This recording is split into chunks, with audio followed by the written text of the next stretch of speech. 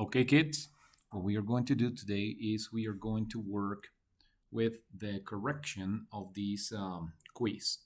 So we are going to call this correction, no surprise. Where did the C go? Okay, then it goes like this. We're going to begin with the first one, and then what we want to do is to have plenty of space for each one of the operations. So let's begin. It says x plus 2.5. And we want to operate with fractions. We don't want to operate with decimals. So we are not converting this into decimals because, well, it is simpler, but it's a different process. And I want you to practice with fractions because it is what you're going to have to face over and over, and you definitely have to handle this super good, super well. Now, it says we have to replace x by -4. That's the value we are going to give it. So we are going to say this is -4 plus 2.5.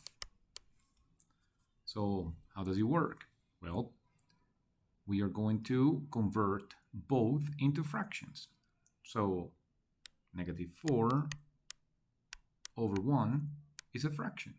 Yeah, and any number divided by 1 is the same number. So we are converting it into a fraction, and we are not changing the meaning of it. Plus an improper fraction, which is 2 times 2, 4, plus 1, 5. Yeah. So it is 5 what? 5 halves. Yeah, and we know the denominator is always the same. So because we are adding, we are doing an addition of fractions, we have to get common denominators. For us to get common denominator, we can get in this situation an amplification. We can amplify this, and it will go multiplying it by 2. Yeah, so we multiply this by 2, numerator and denominator, and it is going to be 8, -8 halves. Then we are going to add this plus 5 halves. So how is it? -8 plus 5 is -3. So this is -3, right? Over what? Over 2.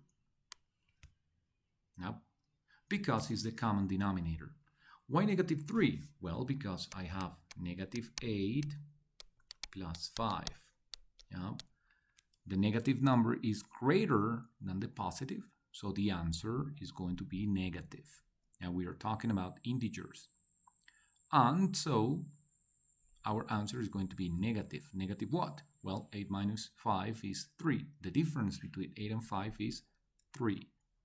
Okay? So -3 is our answer. So that's why our final answer is -3 over 2. We can simplify it and say this is 1.5 with a mixed number, but let's say that it is acceptable to use only this one. You got it? Okay, we keep on going with this exercise. The second exercise that tells me it is -13.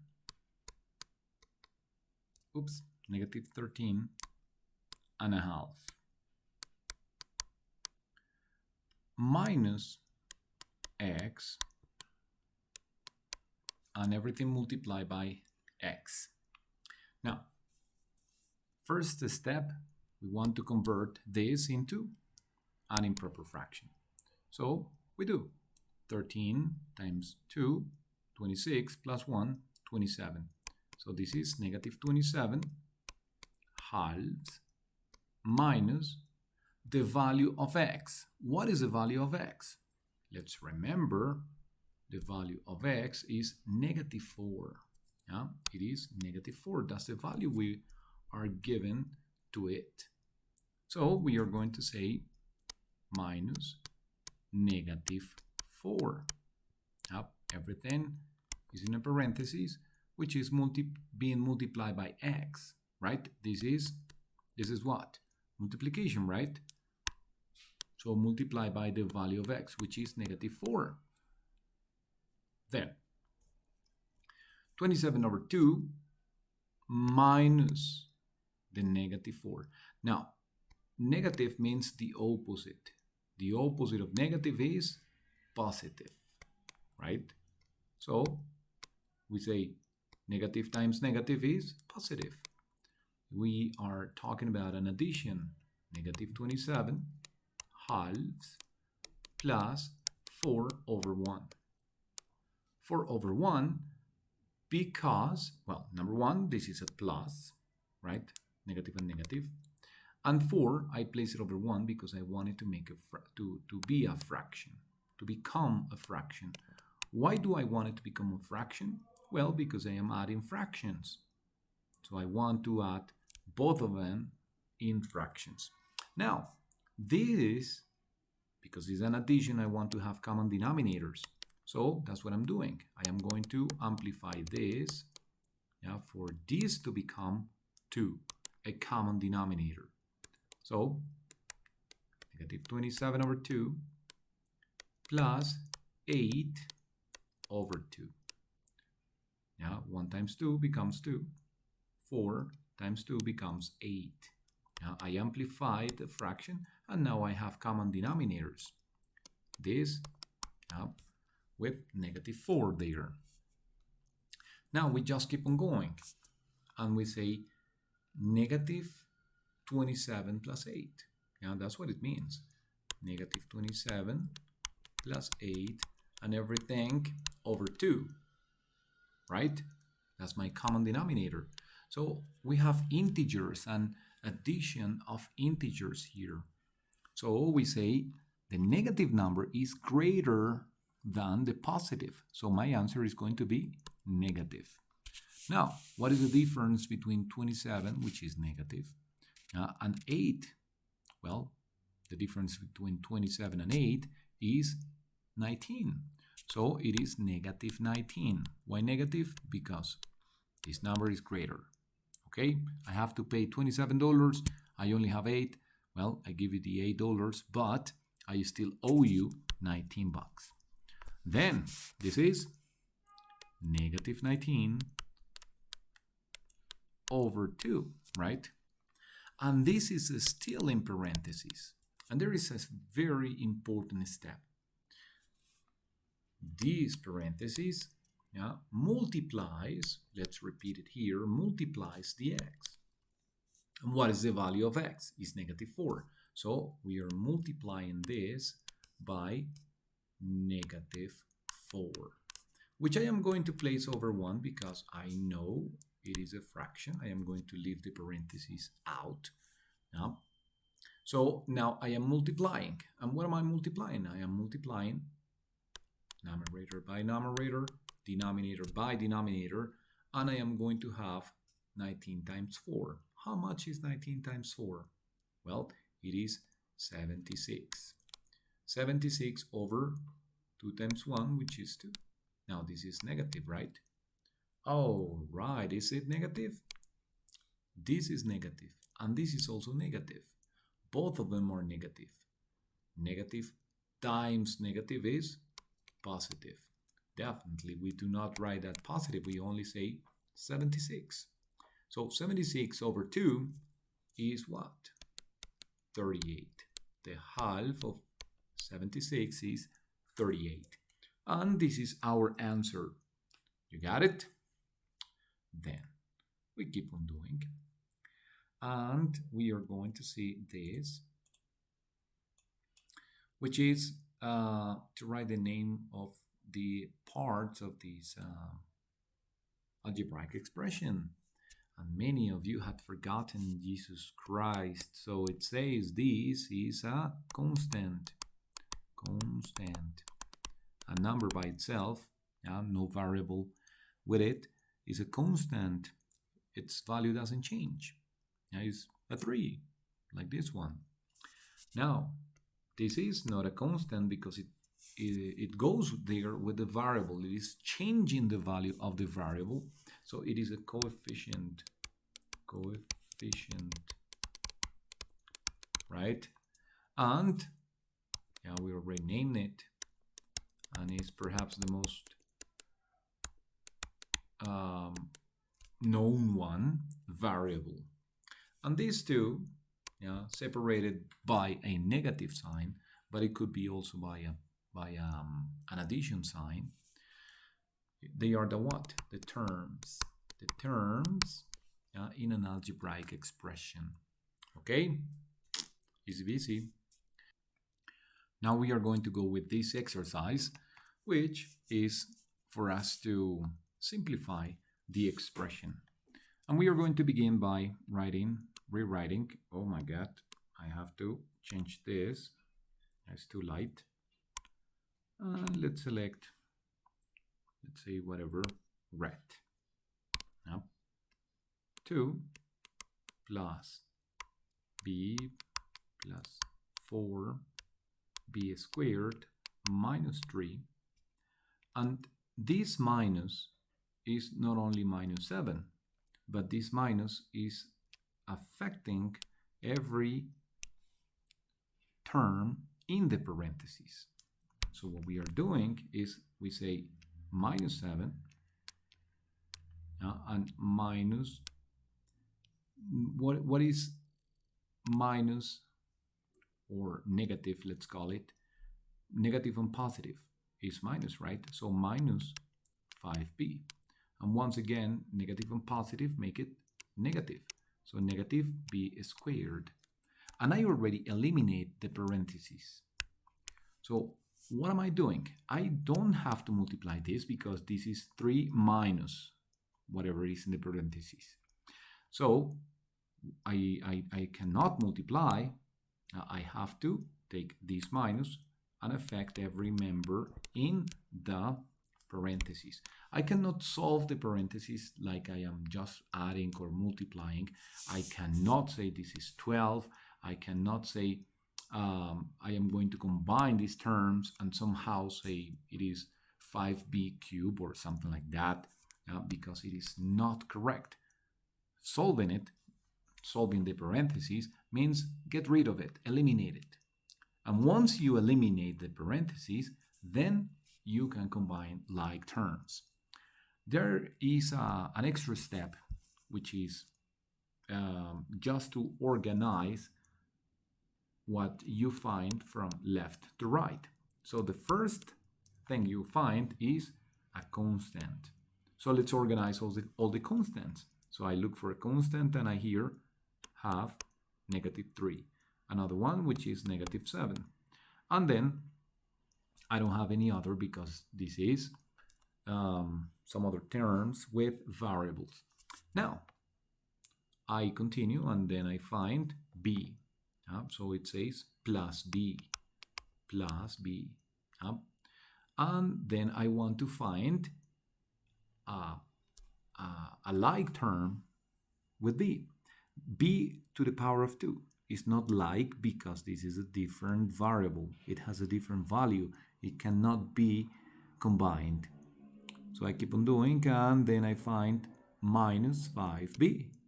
So I say minus 5b. And the idea is to organize it, all right? Now, minus 5b. And then I find first the constant, then b, and now b to the power of 2. So it says plus 4b squared or to the power of 2.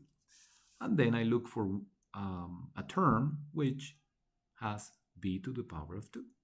And the unique one is this, minus b to the power of 2. Minus b squared or to the power of 2. And this is the very step. Now, I'm going to do this.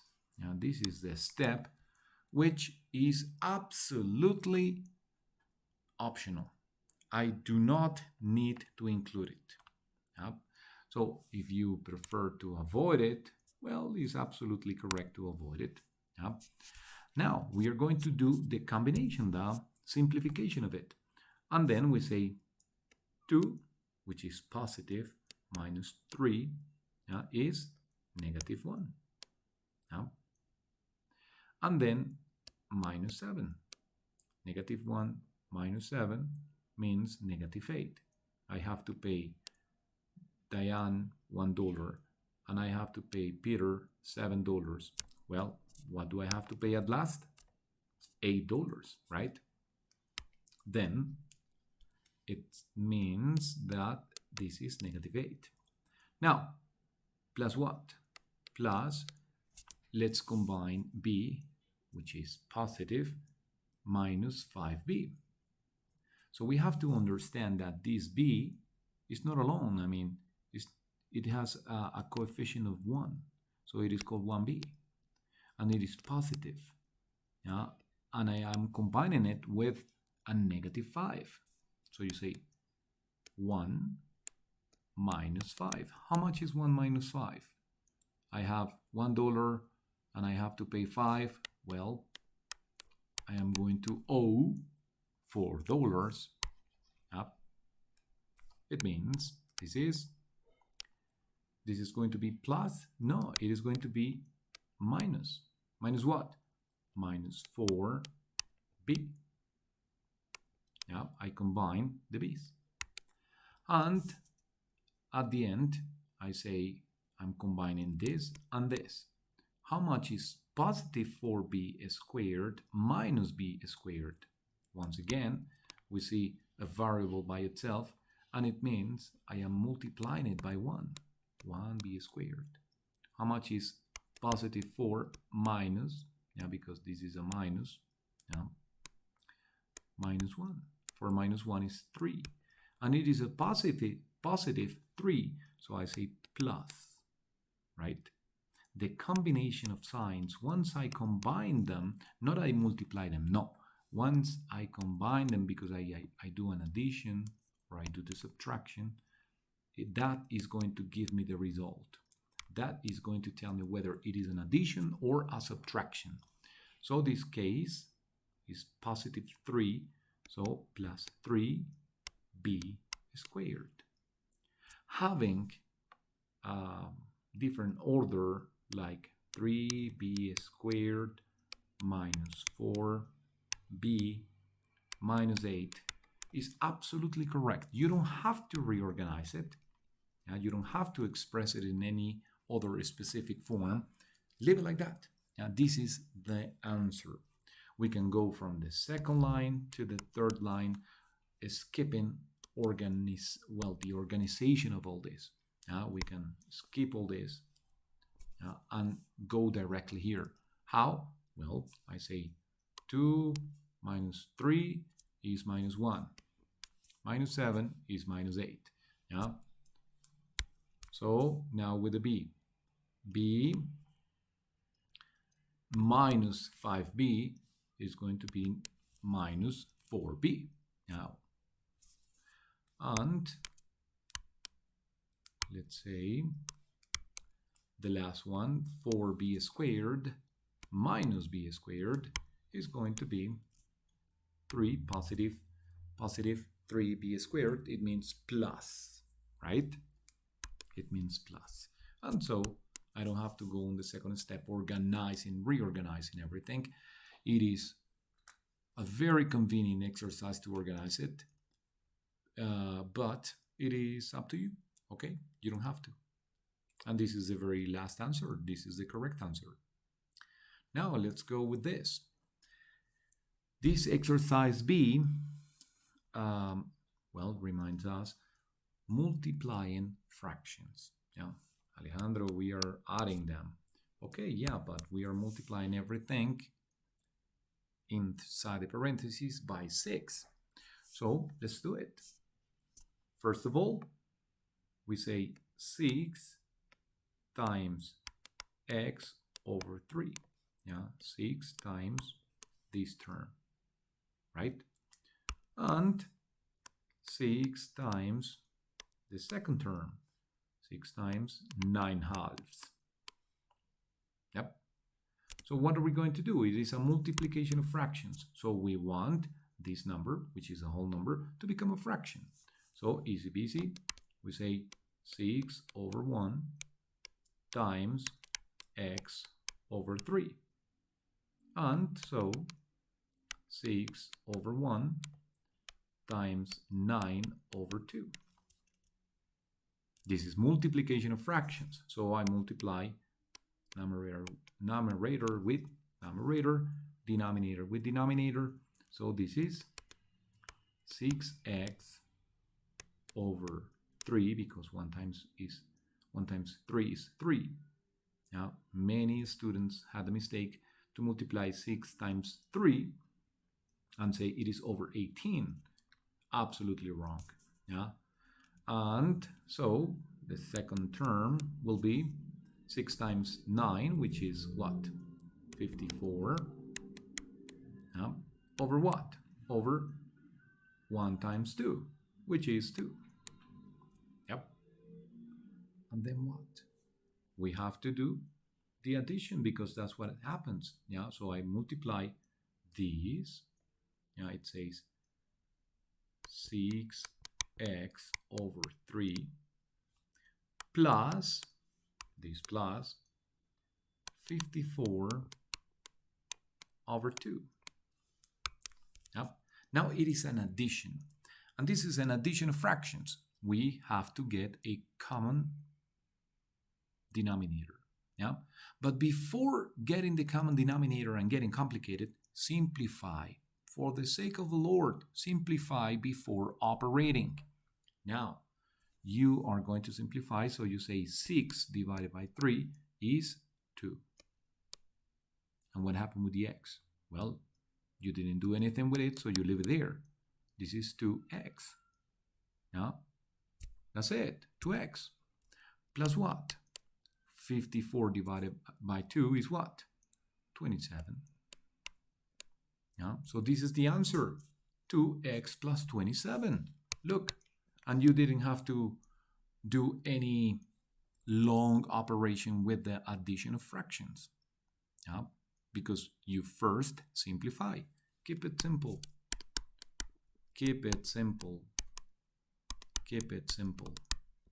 Simplify. First, before operating, try to simplify. It is going to ease your life. Okay.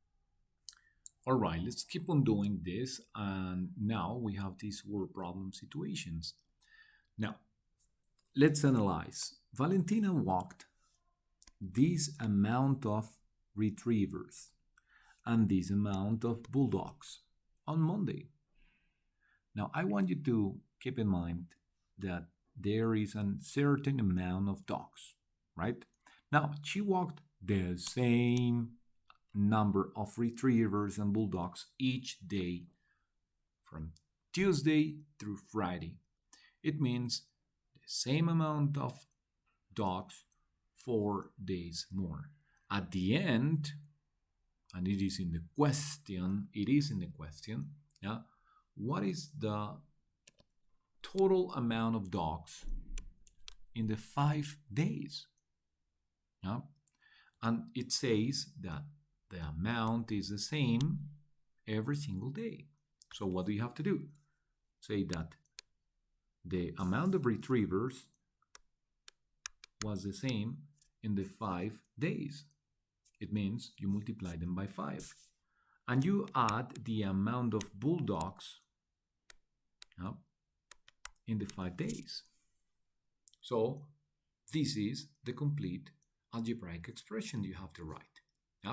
Some people wrote it even better, and it was like this. Another possibility is R, which is the amount of retrievers, plus the amount of bulldogs, everything multiplied by 5. And this one, I like it better, but this one is absolutely correct too. Any of them is correct. We say some students, and I place the S here to make you realize that it was the variable S. Some students equally share 3 baskets of pears. Each basket has 15 pears. Write an algebraic expression to represent this. So 3 baskets. Yeah? And each basket has 15 peers. Yeah? Each one of the 3 has 15. 15 for one, 15 for the other, 15 for the other. Yeah? So write an algebraic expression to represent this. Yeah? So we are not telling anything but to say they share. It means they wanted to distribute, to equally distribute the peers. Now the 3 baskets. So of course it's going to be 1 for each one. Now, but it says 3 baskets. Yeah, and each basket had 15 peers, and they want to share it among the students. Yeah. So the answer was the A. Yeah, the answer was the A. Why? Once again, yeah, it's telling me that there are 3 baskets and each one of them has 15 peers. And all these 45 peers want to be distributed among the number of students. How many students are there? There are 2, there are 3, there are 4, there are 15, there are 16. Yeah. It doesn't matter. That's what we don't know. And that's what we don't need to know now. Yeah. 3 times 15, yeah, 45 peers distributed in the amount of students. Yeah. So the answer was the A. Got it? Oh, well, I didn't have to erase this. And the very last one says, the figure is an equilateral triangle. If we say it is an equilateral, it means every side is congruent to the other, right? Now, it says with side length S. Yeah? This is the variable again. So write 2 different algebraic expressions which represent the perimeter. So how long all the perimeter is, the addition of the sides. Now the definition of perimeter is the addition of the sides. So the distance on the surrounding, all around the object, the figure that we are talking about. And this is an equilateral triangle. So I only need to know this, the measure of one single side, and I multiply by 3. So S times 3. That is one of them. Yep. Another form to express multiplication is S times 3. Well, if you want to go like this, is the same. Yeah? So any of those was absolutely valid. And some of you said S plus S plus S. Well, absolutely, it is another possibility, and it is absolutely correct. Yep. So now, some of you said S to the power of 3. And this is not possible. This is not correct. Let's imagine the value of the S is 4. Yeah? S equals 4. So 4 plus 4 plus 4 equals what? 12, right? So you say 4 plus 4 is 8, 12. Now, if it is S to the power of 3, you mean you are multiplying. 4 times 4 times 4. 4 times 4, 16. It is already different. And 16 times 4 is 64. Jesus Christ. It is so wrong. So it cannot be like that. Yeah, we got it. Yeah, we don't need this. Yeah, we have now the end of our quiz. And I know that you're going to improve since you understand better. Thank you, kids. See you later.